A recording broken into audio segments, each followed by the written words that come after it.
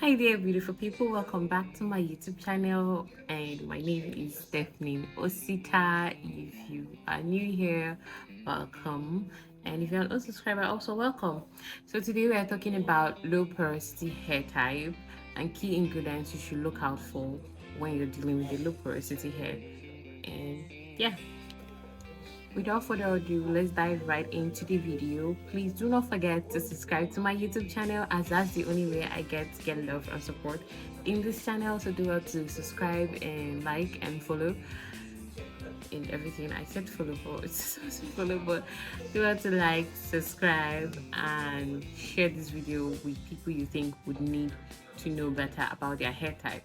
And don't forget to check out my old video. If you don't know your hair type porosity, do well to check out my video on how to test your hair porosity, and you'll be able to do your test at home to figure out what type of hair porosity you have and which of the video relates to you.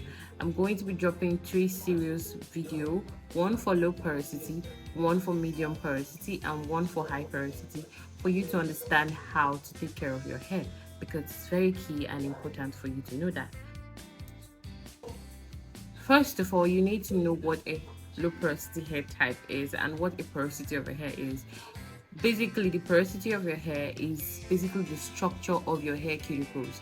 And for a low porosity hair type, your cuticles are usually laid flat and tightly close together, and that makes it difficult for moisture products and the treatment you put on your hair to penetrate through that cuticles into your hair shaft.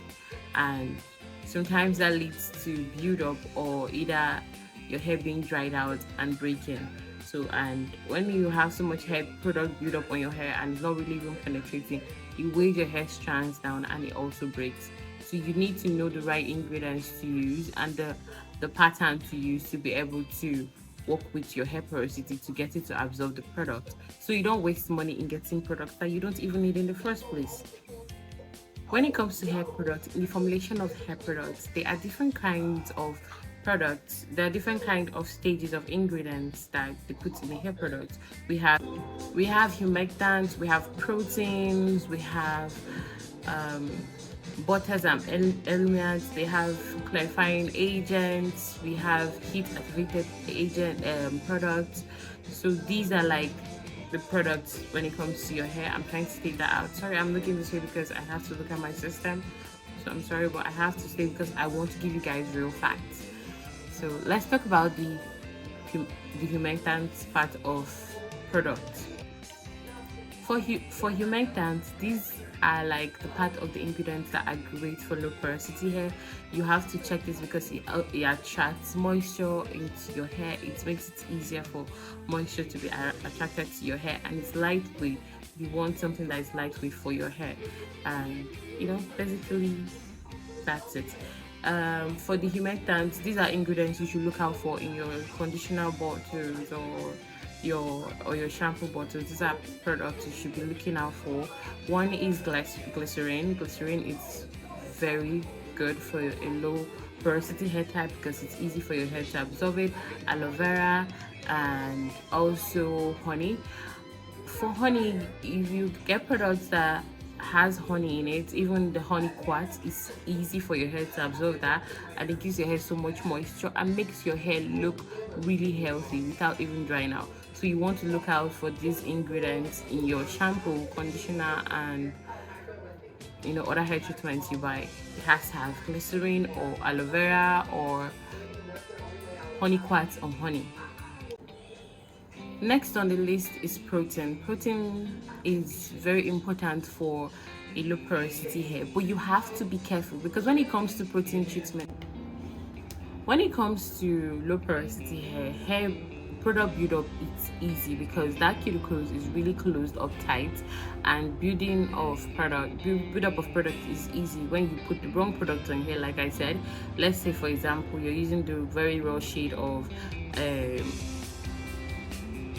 sorry let's say for example you're using the very raw shade of coconut oil and the butters and the rest, and you're putting it on your hair, and that's like you trying to shampoo your hair, condition your hair. It doesn't penetrate through your hair cuticles, so it's sitting on your hair cuticles, and when it's sitting on that hair cuticles, it tends to cause build-up.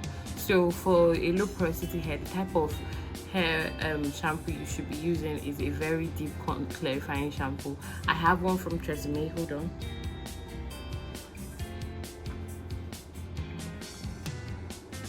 Oh, sorry, I can't find it, it's not around me, but I have one from Tresemme that I really like, their clarifying shampoo. It's really amazing. I'll try to find it and link it down below here. It's really amazing. I do have a low porosity hair, and using that clarifying shampoo, I must say it's amazing. I use this one on my daughter. I've not used it personally. This is for their color shampoo. This is for colored hair, but I use this on my daughter, which also has a low porosity hair, and I must say it's really amazing. So far Tresemme seems to be good when it comes to low porosity hair, so you want to take note of this type of shampoos. You have to get a clarifying shampoo that has less oils. Okay, look out for the ingredients: less oil, less butter, and all those oils important. Your shampoo has to have less of that, so that it does clarify your hair very well. Because if it has more butters and oil, it doesn't really do that much of a job. It's trying to moisturize your hair while you're trying to cleanse it, and it also causes build-up. When it comes to heat and steam activated product, I must say when it comes to a low porosity hair, your steamer is your best friend. I have that steaming cap. I will try to link a video. I'll link a video down below of my steaming cap and how I used it on my hair with a protein mask that actually I made with pure avocado and everything. But I did that because I know I had a steaming mask, and with that steaming mask, I'll be able to open my hair cuticles enough to absorb those products at their rest stage. So if you have a low porosity, you have to have a steaming cap or a hair steamer or whatever.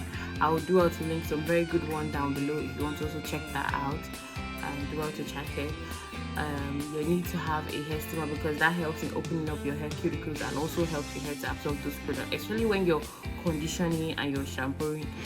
You're conditioning and you're doing a deep mask or your protein treatment. You do not want to do any of these without a steam cap or hair steamer. These are very, very important for those process, because it will open your hair shaft, especially when you're doing a protein mask. It will open your hair cuticles and allow the product to get deep into your hair shaft, and then moisturizes your hair from within and make it glow. Very key. Trust me, if you try this, you would be so happy. And you can also, when you do that, styling your hair or straightening your hair or blow drying your hair and straightening it wouldn't be as dry and crunchy when you do that. Trust me, if you try this, you would know what I'm saying. And that is so far for it when it comes to low porosity hair.